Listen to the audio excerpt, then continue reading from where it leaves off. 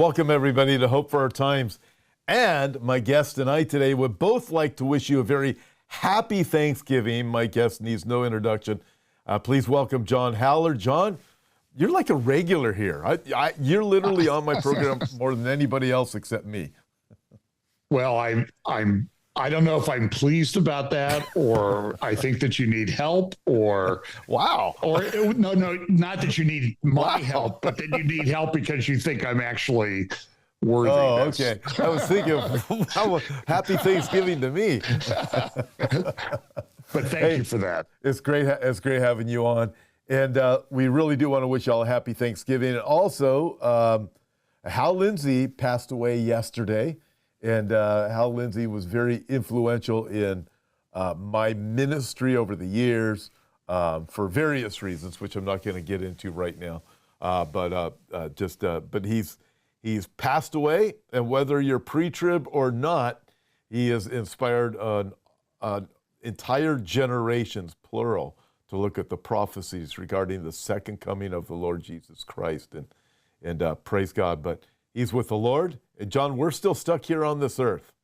Yeah, that's like 50. When he published that, 1968 or 69 or I can't remember. Let's see if Craig can pull it. I saw the documentary, John. Get this. So I graduated high school in 77. I think I saw the documentary of the late great planet Earth in 78. I think it was in 1978. No, don't quote me on that, everybody, but I think it was. I saw it, and it was that documentary. I remember I went to this theater in downtown Riverside, California. It's actually by myself. Nobody wanted to go. Okay, the book was published in 1970. So I saw the documentary, went by myself, and it sparked an interest in me in that. Because prior to that, I was all about psychics and astrology charts and Nostradamus. And then so I went and watched that movie, and it actually sparked my interest in the Bible. I didn't get saved until 1988, but it was Bible prophecy that got me started. I'm not saying everything in that book was 100% accurate, but it definitely got me going. So, yeah. Yeah, I got my driver's license around the time that book came out. So that's how I remember it. That makes you a few years older than me. So there. That's right. Right. But you still look good. All right. So, John, it is going to be one fired up conversation today because we have the ICC, International Criminal Court, going after Israel, going after Netanyahu and Gallant. I want your take on it. You are a lawyer. You've been a lawyer for like 100 years. And so I want to ask you about the ICC, but let's start here with the ceasefire. So, you know, we start hearing about this. This is going to come. And from what I heard, I remember about 2 weeks ago reading about the coming ceasefire and it was going to be with the intent to tie Trump's hands. But I'm looking at the ceasefire now, where we are. Today's Wednesday, day before Thanksgiving. My perspective of, John, this looks bad. I'll tell you why it looks bad for me. Then I'd like to have your thoughts on it. It puts Israel in a position of not being able to finish the job. And it got huge, Hamas is still there. They're not completely gone yet. You have Hezbollah, you still have Iran, and we have the ceasefire. But I'd like your thoughts on it.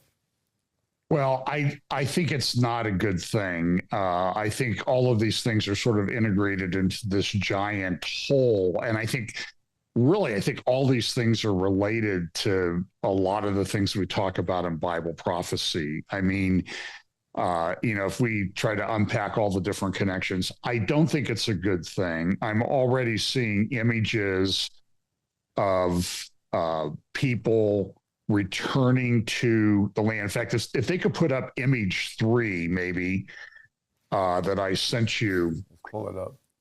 That one? There we go. Yeah, that's the cover of today's Al Akbar newspaper. Now, Al Akbar, as you can imagine, it's a Muslim Hezbollah publication in Lebanon. And what that means is steadfast, victorious is the headline. And when you look at the picture behind that, they're celebrating the ceasefire as a victory. So I saw a friend of mine, a very intelligent friend. He's a Zionist. If I won't say his name because I don't want this to be interpreted as critical of him, but I see this all the time. And I even think I sent you a question to pass on to James Cadiz about this, because I see this like Hezbollah is humiliated. Their destruction. And now I'm seeing all the videos being put up of Nasrallah saying we'll never achieve peace until Gaza's resolved. Now it's not really a peace agreement, it's a ceasefire agreement.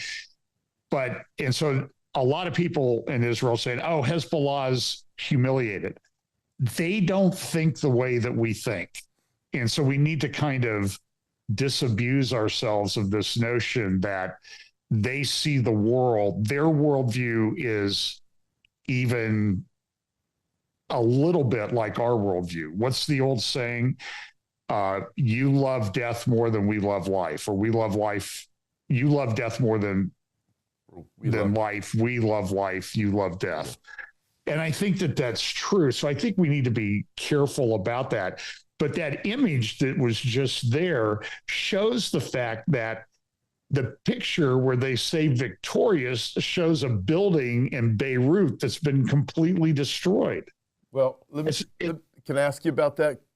Sure. Okay, Craig, can you pull the picture back up? So in the picture, let's see, we'll get it back up here in a second. There it is. In the picture, you have the building completely destroyed. And also, John, look, I mean, you've talked about this many times, so have I. You have the gold dome on the Temple Mount in the same picture. From the beginning, Hamas has said, what was it? This is the Al-Aqsa flood. When all of this began, October 7, 2023, it's about the Temple Mount. So I don't think it's a coincidence that you have this picture being held up of the gold dome on the Temple Mount at the same time, a building completely destroyed behind them. Every person that's been, well, until there was a whole bunch of them in the Beeper attacks, but up until then, the 500 or so Hezbollah fighters killed up to the time of the Beeper attack had a memorial page up at Al-Manar website. And this is very critical this is a sort of a pivot point that I don't think we talk about it enough. Every one of those martyrs, in fact, on the Al-Manar website now is a banner, at least was there a week ago, with Nasrallah's picture on one side, and on the other side is the Dome of the Rock. And it says, a martyr on the road to Jerusalem. So that's what their thinking is. So their thinking is, this is not a setback. I mean, I think Frank Gaffney at Center for Security Policy was talking yesterday with someone about this is a hudna. A hudna is when Muslims make peace so that they can regroup. And I think the fear is that that's exactly what it's going to do. But now the ceasefire has some practical things. I watched Netanyahu's speech and a translation of it done by a friend of mine, Yishai Fleischer, he works around Hebron. And I don't think Yishai's a Zionist. He and his wife, they were kicked out of Gaza when Gaza was evacuated, turned over to Hamas, or turned over to the Palestinians back in 2005. And so he's a hardcore Zionist, and he's not real happy about this. But there's a practical reason to this, too. The thing is for 60 days. Trump takes office in 55 or 56. It's pretty clear that the United States is slowing down its resupply of arms and bombs and that type of thing to Israel, that we have obligations to deliver under agreements that we've reached with them. And then I also think, and you know this from the work you've been doing, the great work you've been doing, you and Brandon and others, with helping out the IDF and soldiers, the soldiers are tired. I mean, some of them have been deployed now for 200 days out of the last 400 since this thing started. and they're tired and they need to be revived. I mean, I think the United States should have taught everybody in the world that constant deployments of soldiers are devastating to your armed forces. I mean, you want an all volunteer force, but people get tired. They have, so what do we have? 850 or so IDF dead since October 7th. And we have over 6,000 casualties. And I'm hearing that 1,500 of those are really serious. And that doesn't do anything about the psychological trauma. And then I have friends telling me that guys they can't keep their jobs. It's putting pressure on them with the constant deployment, the constant calling up. It's causing marriages to fail. I mean, it's a very, very difficult situation. So I can understand the ceasefire to take a break to allow people to recharge their psychic and batteries and that type of thing to get back in the fight. But it's a problem. But it's not going to be viewed as anything but a victory by the Hezbollah people. I mean, they're driving around in their cars waving Hezbollah flags as they go back to southern Lebanon. Well, and even the people, you think of the people that are in Lebanon that do not support Hezbollah, that were wanting Israel to eliminate the problem because they're suffering under this hand of Hezbollah. And then over in Iran, I had Hormuz Shariat on the other day. The people of Iran hate the regime of Iran. So it also, you look at it, it's not a win for them, for their psyche. I would put it that way too. But also, you have this huge other problem. You still have the issue with the refugees not being able to move back up north. And you have Russia in Syria saying, we're here to protect, to keep the terrorists out so the civilians will be able to move back up north. You know, it's interesting. Russia in there saying, we're here to help Israel, make sure everything transitions smooth. At the same time, you have a ceasefire. So the whole thing is I don't know. It's very problematic, but I do. Well, I'm skeptical that, by the way, the New Arab this morning in their newspaper, I read these Arab newspapers, as difficult as it is sometimes. So the New Arab published an article about how Russia is going to remove the designation of terror group from the Taliban in Afghanistan so they can go in. Russian companies can go in and extract the mineral wealth of Afghanistan. Wow. Now, this is what everybody said to criticize us. And I'm just thinking so I'm no fan of Russia. Okay. I don't trust Putin. I did an interview with Miri Eisen from the Institute on Counterterrorism at Reichman University. Excellent, very articulate person. And she said the only world leader she ever met who scared her in person was Vladimir Putin. And she met him a couple, 3 times when she was working for Prime Minister Olmert. So and so the question I have is, I asked somebody this morning, well, you know, the fighting of everybody's got a side they pick on Ukraine. I wish they would all go away. But, you know, the statement is that the neocons just want to go in there to extract all the mineral wealth and everything from Ukraine. Well, now we know Russia's going into Afghanistan, according to this article today. Maybe they're doing the same thing in Ukraine. Why does nobody ever factor that in? Why is it only ever one way in our analysis on these things? I don't trust any of them, to be honest with you. I don't think they have best interests at our hearts. And by the way, on Ukraine, that weapon that Russia used, and I think I sent you a link to Putin's speech or talk about that from the Kremlin website. That's a very scary weapon. Mach 11, there's no defense to it. How legitimate is that? I know Mike Adams had posted something about it too. I'm not sure. I mean, look, I think it certainly did something. The question is, how functional is it? How much control do they have over it? And how many of them do they have? Let's assume that they have 10 of them.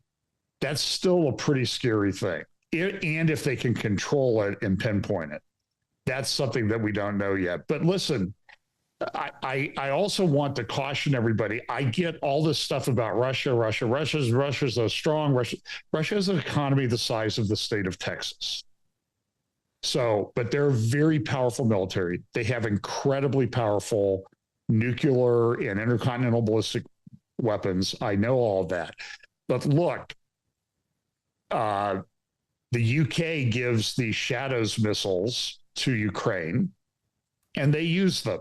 And they take out, at least my understanding is, they took out a very important facility in Russia that killed 500 North Korean soldiers, killed a major leadership group of the Russian forces.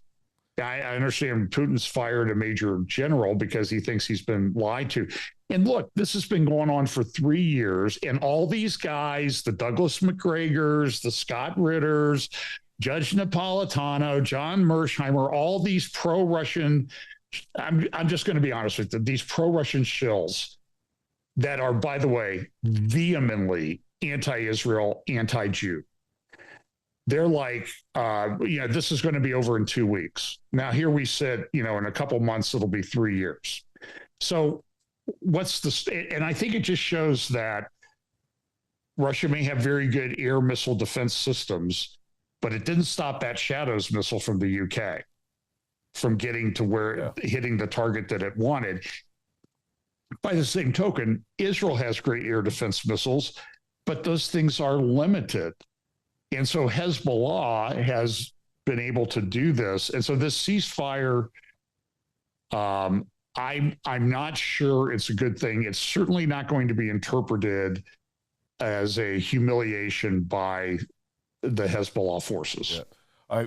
I totally agree. And I'm going to shift gears now because I want to go to the ICC, International Criminal Court, issuing arrest warrants. Canada's on board. Other countries that are now on board saying, we'll arrest Netanyahu if he comes here. Okay, John, let's go here. Let's talk about this. Let's get started. Israel's not a signatory to this. I don't think the USA is either, correct? The U.S. not. There's about 124 countries in the world that have signed on to it. Initially, it was put together by the thing called the Rome Statute, which I think was adopted by a lot of people back in the late 90s, around 1998. I think Clinton, even Israel, signed on to it at the time to, well, maybe this will be a good thing. And understand that a lot of these things at the Hague and the Convention on Genocide and those things, they started in 1948 when Israel was becoming a country and in the aftermath of the genocide, the actual genocide that took place in World War II. So I see all of these people. Listen, I'll just use an example. Mike Adams at the Health Ranger or Natural News or whatever. He has become an absolute unhinged Jew hater. He's very, very anti-Semitic would be a kind term. Well, in fact, he was even saying the other day, Mike Spalding, who I think he did a great post on Facebook about how he's saying that, well, Paul was really too Jewish for Christianity, the Apostle Paul. In other words, he didn't like Romans chapter 9, 10, or 11. I'm pretty sure that that's the case. So just only listen to those people for if you don't want to drink coffee, they'll give you a nice shot of adrenaline, of anger rising to get you through the rest of the day. Speaking of, did you see Candace Owens posted last week? I can't believe that I wasn't considered to be the ambassador to Israel. I don't know if she was saying it sarcastically or if she actually was so messed up in her mind she actually thought she should be considered. Anyways, I sidetracked you on that one. Sorry about that. I think she's just trying to get some more clicks on that. Yeah, that's what I was thinking. So anyway, so this Rome Statute came in, and there was the Convention on Genocide and the definition of genocide. So my point is, these people are claiming that what's going on in Gaza is a genocide is a complete fabrication. I see this lady, she's the special rapporteur on Middle East. She's anti-Israel. There's an interview recently of her on Piers Morgan. You should watch it. She is a raving lunatic. she can't even reason.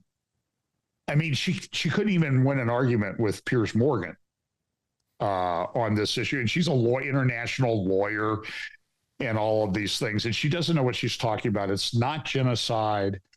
It's clearly not genocide. I would highly recommend just go to Google, type in Natasha Hausdorff, Hausdorff. She's with UK Lawyers for Israel. She's a barrister in the UK.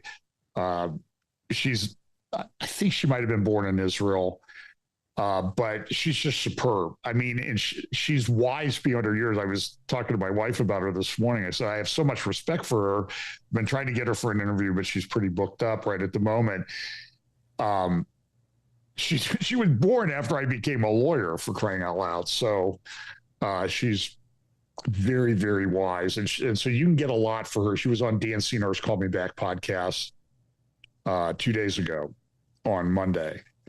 Excellent information. But so this ICC kind of grew out of this thing. The ICC has now been around for about 20 years. It has a $200 million a year budget. These people are largely, some are intelligent, some are not. They don't know what they're doing. They're not lawyers. They've never been judges. The lead judge who's been leading the charge against Israel here is the former Lebanese ambassador to the United Nations. He should, under any judicial system in the world, he would recuse himself. Let me get straight. The lead judge in the ICC case? Yep. He's Lebanese? He's the former Lebanese ambassador from Lebanon to the United Nations. So I'm sure. So that this seems to be a little bit biased. The guy that the lead prosecutor now, he came in about 2021. He's from the UK. He's a barrister there. His brother was a member of the parliament in the UK, but was arrested and charged with sex abuse and is now in prison.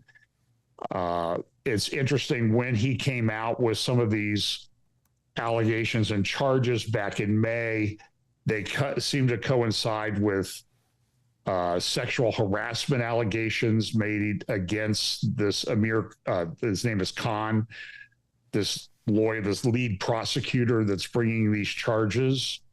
And by the way, my understanding is when he was told about the charges, his response was, are those coming from a man or a woman? Okay, you told me about that guy. So that's the same guy, Amir Khan? Yeah, same guy. Wow. So he's Muslim, very anti-Israel. These things would not, by the way, there's no charges of genocide against Israel. There's the court, the people from the court, even the president of the court, not this Lebanese guy, but this lady, she's been on UK television and said, no, we never made a finding of genocide or anything like that. We sort of made a decision that they kind of maybe can pursue this. That's all they've decided. Now they've come out with these arrest warrants against Netanyahu. I think these will have an impact. I mean, let me give you the scenario. Okay. These countries, the UK, Italy, the G7 is trying to come up with a statement. They're having a meeting in Italy, or they had one this week. I haven't seen what their statement was on the arrest warrants against Netanyahu and Gallant. But let's just say Netanyahu is going somewhere and his plane has a mechanical problem and they have to land in the UK. Starmer has said, we will have to arrest him. We will arrest him.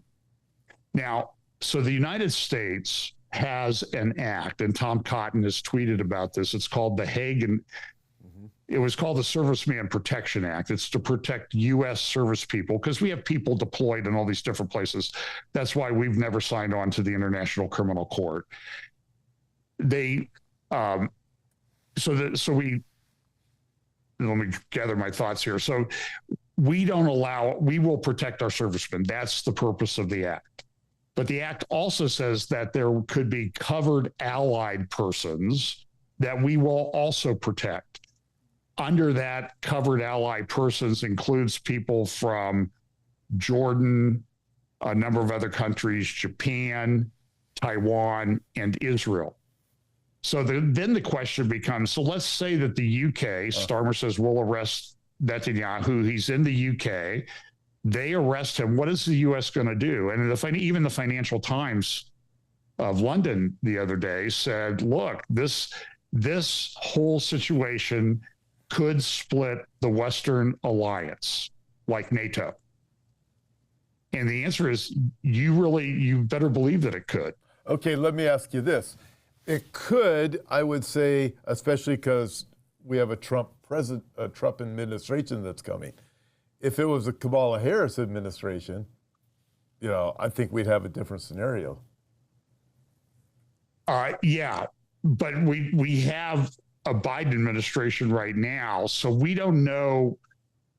And so I think part of this reason for the ceasefire in Lebanon was because of the practical concerns. They're not valid legal arrest warrants or anything like that, but there are concerns about them that they will be a problem.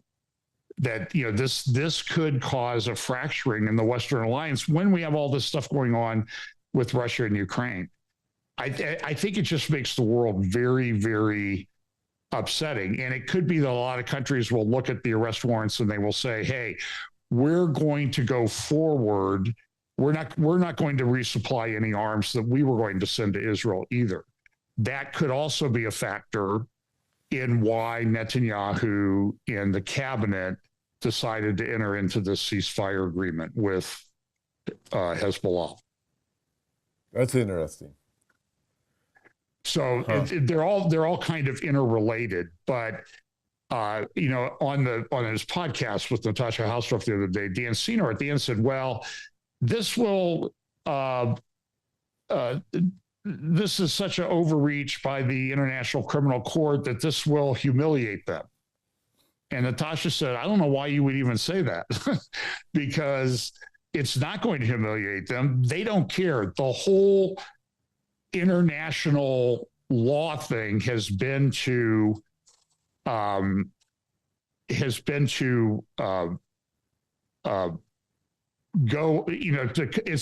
I think it's an inversion of reality. So now they're accusing Israel of genocide, when in reality it was Hamas that has committed the genocide." Yeah. So I watched that podcast, and I mean, you start thinking of genocide. Well, wait a minute. It was Natasha who brought it out. You look at Judea and Samaria. Is there really a genocide there? And the absurdity of Gaza, a genocide that Israel has committed? Apart from some of the settlements, those areas are, in a sense, they're Jew-free. I mean, you are risking it to go and live in those areas. I mean, you and I have been to Bethlehem. You've been all over those areas of Judea and Samaria. I was just there just recently, and I mean, come on. Anybody who goes to Israel and you start realizing, wait a minute, this isn't what I'm hearing on the national news. I mean, you go to Nazareth. I mean, if you're a Jew, do you feel safe in Nazareth? No, it's funny you mentioned Nazareth, because that's the area where Mahmoud Abbas is from. And I think Natasha might have referred to this, so I did a little bit of research last night. Back in 2011, in order to help the International Criminal Court, one of the things they have to do is they have to have the charges sponsored by a state. So then the Palestinians decide, okay, we've got to be recognized as a state. So they've tried to get recognized as a state by the UN. They don't have a geographical region. They've never had a geographical region. It is humorous to me that I see all these people in the West say, hey, we want to return to the 1967 lines, right? Mm-hmm. Well, the 1967 borders of Israel were Egypt in the Sinai and Gaza, Jordan and the areas of Judea, Samaria, also called the West Bank, Syria. There was no Palestinian state then. So we're going to return to the 67 borders. And Jordan would say, hey, we don't want anything to do with that. We don't want anything to do with those people. Well, okay, so this brings me to another point, which is, so I thought it was it was when it was on your program, you had Francisco from Mexico City. Dr. Francisco Gil-White. Gil-White, Dr. Francisco Gil-White. And he brought up a great point. He's not a believer. He made that very clear, not a believer in Jesus, but he's very supportive of Israel and the Jews. And he said at one time he was culturally anti-Semitic. And he explained what that was, which I think a lot of people are, and others are they're just radically anti-Semitic. Okay, with that, he brought up a great point. He said the whole issue of a two-state solution, he goes, these people are pushing it. They know they have one end. It is the destruction of Israel. He goes, that's why they push it. He said, there's not, so he even brought up the Oslo Accords. He goes, no, this is a plan to destroy Israel. So when they're talking about the 1967 lines, certainly the leaders of the world, when they bring up the 1967 armistice lines, they know that there wasn't a Palestinian state, never has been. So what are they really saying? And then last week, Australia voted with the UN to recognize a Palestinian state. So you start looking at this, what's it really about? Seems to me it is solely about the destruction of Israel when they're talking about these things. Yeah, it's an amazing thing to watch. I mean, the things don't make any sense. By the way, one of the reasons for the International Criminal Court existence is they exist because the state may be a new state and it doesn't have a robust criminal system to investigate their own people and charge them with crimes. That's the complete opposite of Israel. Israel charges people with crimes even when they don't commit crimes. I mean, you have the whole lawfare stuff going on against Bibi Netanyahu now, who's being charged with, I mean, I will not be surprised if in the next couple of weeks, a motion is filed by the Attorney General of Israel, who is not appointed by Netanyahu, is anti-Netanyahu, much like Merrick Garland would be anti-Trump, but the Attorney General of the United States is appointed by the president. It's not the case in there. And so I asked people when I was there 2 years ago, how long are these cases going to go on against Netanyahu? And at the time, they told me another 5 or 6 years. Now Netanyahu's been ordered by the Supreme Court to sit for depositions in the case. So they have a couple of cases against him. And so the prosecution ended their case, but they didn't have any evidence. And so their response to the judge was, this is not what would happen in an American court. You have to prove your case. If you don't, the defense can move to dismiss the case. But there, they said, well, we need to have Netanyahu testify because he'll give us the evidence that we haven't introduced yet about a crime. Okay, let me have you. So now the Supreme Court says you got to sit several days a month for testimony. And the AG, the Attorney General, is going to go in and say, Netanyahu is not competent to serve as the prime minister because he's involved in these court cases and he's too busy with that and he can't fulfill the office of prime minister. I would not be surprised to see that in the next couple of weeks. Okay, I'm going to have you do 3 things before we're done because we're coming to the end. Right. Can you define, I think most people get it, but just for people who aren't real sure, what lawfare is? Sure. Lawfare is essentially weaponizing the justice system against your political opponents. I mean, we saw this is what's been done with Trump, for example, the case in New York State, these felony convictions for paying back loans for Trump, which was it's the most ridiculous thing. That's lawfare. By the way, the Jack Smith has moved to dismiss the charges on the documents case, having classified documents. And then the people in New York State have said, well, we'll put this case on hold for 4 years.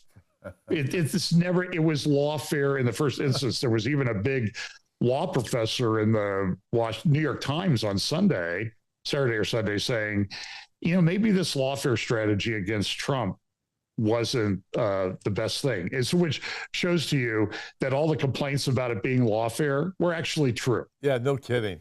So No here's a kidding. Democratic law professor saying the lawfare strategy didn't really work. Okay, so speaking of democratic lawfare, I want to get back to the ICC and ask you, what do you think could come out of this? Alan Dershowitz is now involved. He said, we're going to go to The Hague and we're going to be arguing against this.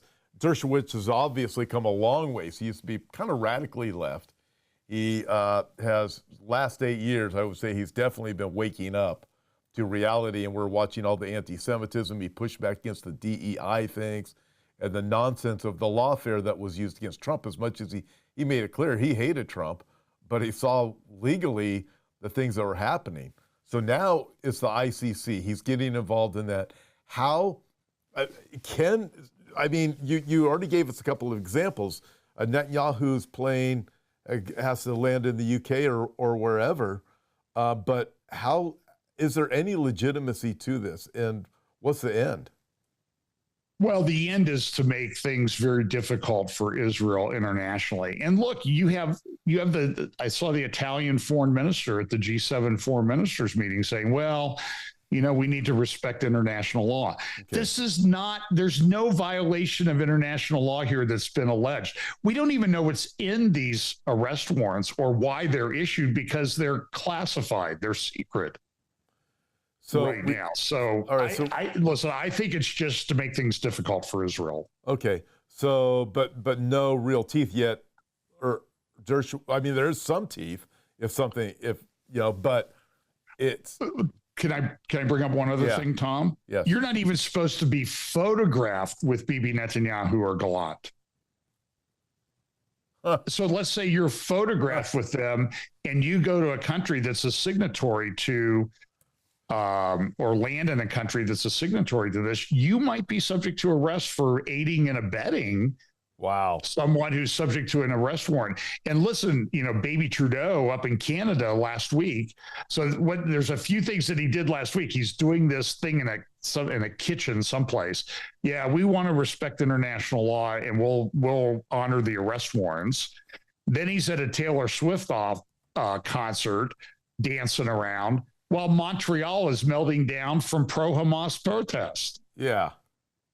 I'm just telling you, if anybody thought that, any of us who might have voted for Trump or anything thought that this was going to slow down the march in the end times, I think that's just, none of us thought that. And certainly none of us that are paying attention to the things in the last 48 hours think that. No, it definitely didn't slow anything down, but it does, I believe, give us a wake-up call. Listen, we got little time, and you better be preaching the gospel and the truth of the Lord Jesus Christ, because that's the most important message. Last thing I want to ask you about, you sent me over a couple of maps regarding Lebanon and Hamas and Hezbollah. Can we work through those in the few minutes we have left? Yeah, image 2 is probably the best one of those. Okay. I think that. There we go. Is that image 2? Yeah, that just shows the blue squiggly line there, sort of in the middle of the image. That's the Litani River. Okay. So what's supposed to happen is Hezbollah is supposed to withdraw from all areas south of the Litani River. The Lebanese army, which is a joke, it's really subject. It's always been controlled by Hezbollah, and we've been giving them millions and millions of dollars. And by the way, why did the United States spend well over $1 billion building a new embassy in Beirut? Why did we do that? It just doesn't make any sense to me. But then the same people who did that were pushing against Trump for moving the U.S. embassy to Jerusalem, the actual capital of Israel. So Hezbollah is supposed to withdraw. Lebanese army is supposed to come in. Israel's supposed to withdraw as the Lebanese army comes in, but Israel's still going to maintain the right to operate. I think the one thing that I've sort of learned looking at maps like that is that there was a big failure of concept on the part of the Israeli leadership over the past 20 years, because Hezbollah in 15 years built, hundreds of miles of tunnels, extensive network tunnels in Gaza. Hezbollah has been building tunnels in southern Lebanon for 40 years. Well, so when you look at the advances of the Israeli forces into southern Lebanon, they haven't gone that far. Some have made it up the Litani River, but if you look at that image, that little crook of Israel up there where Metula is, that's really, I think, less than 2 miles from the Litani River. So if you go over by Nahariya and Rosh Hanikra, where you've been, it's probably 10 kilometers or more to the Litani River. That's not far. So Let me ask you this. So we have this ceasefire. All right. Now, it was supposed to be that these Lebanese forces were never supposed to go beyond the Litani River, and the UN was going to make sure that they didn't. Obviously, none of that was ever honored. I mean, I look at the current ceasefire.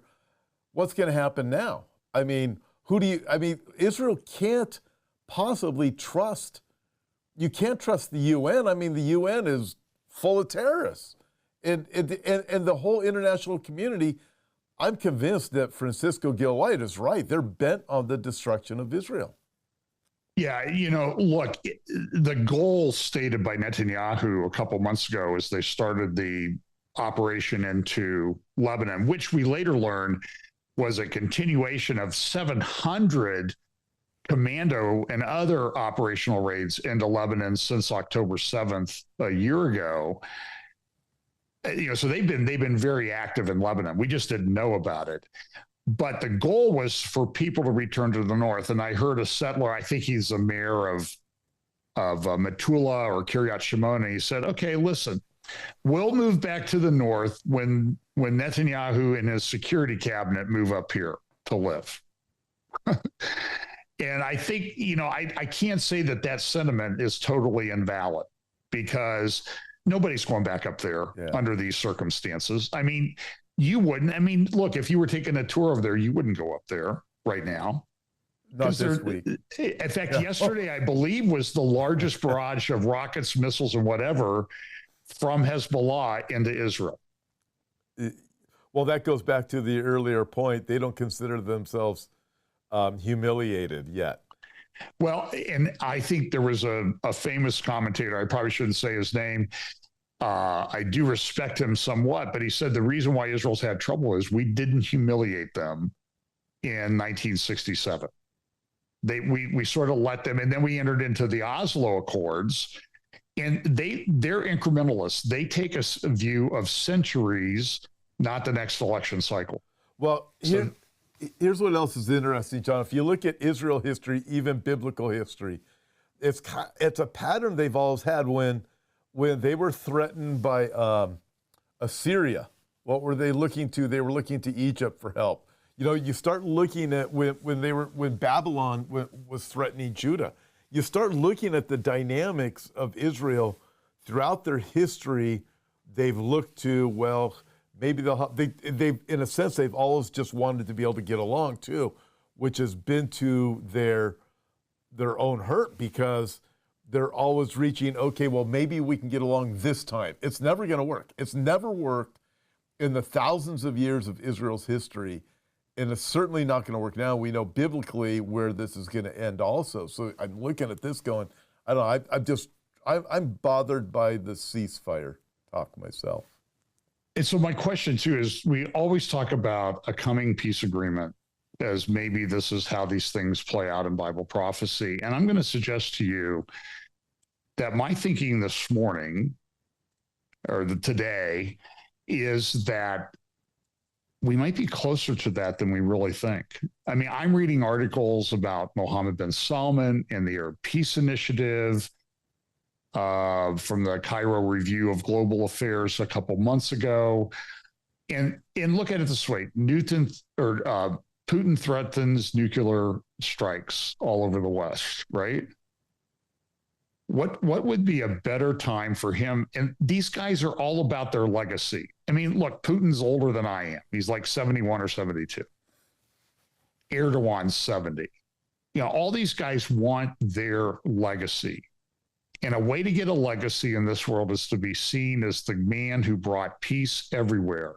And so here is Putin, who's brought the world to the verge of nuclear war. And maybe he and Trump will come in and say, here's peace, guys. We did it. So are you trying to say Trump is Antichrist? I'm not saying that.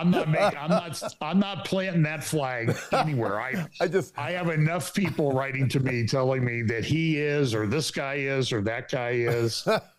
I just had to. I want to put that out there for clarification. When someone goes into a temple and declares himself above all that is called God, that'll be the guy. That's sort of the marker that I look for. But John, you just opened. I'm just telling you the peace agreement stuff, and I've opened a whole nother can of worms. We'll have to talk about some other. I was thinking, if you brought that up in the beginning, that would have been the conversation today. So now we're going to have to come back, although it is Thanksgiving break. So I don't know, maybe next week we can work it out to have you back on. That was and pick up right where we just left off, because certainly makes me say, okay, what's I want to have that conversation. By the way, according to Daniel chapter 7, verse 24, Antichrist doesn't come into play until there's 10 kings that are established. You got the 10 horns, and then comes the little horn. Just saying, everybody. All right, hey John, thank you very much. It was great. I wish you didn't leave me hanging on that. But I'm out of time, so it is what it is. But it was great having you. Have a happy Thanksgiving, my friend. And, same to you. And everybody have a blessed Thanksgiving if you're here in the United States of America, and wherever you're watching in the world, Canada, Australia, UK. We are especially praying for you guys, because it is a rocky, wild ride you guys are really on. God bless you all. Thanks for joining us today. And we will see you next time.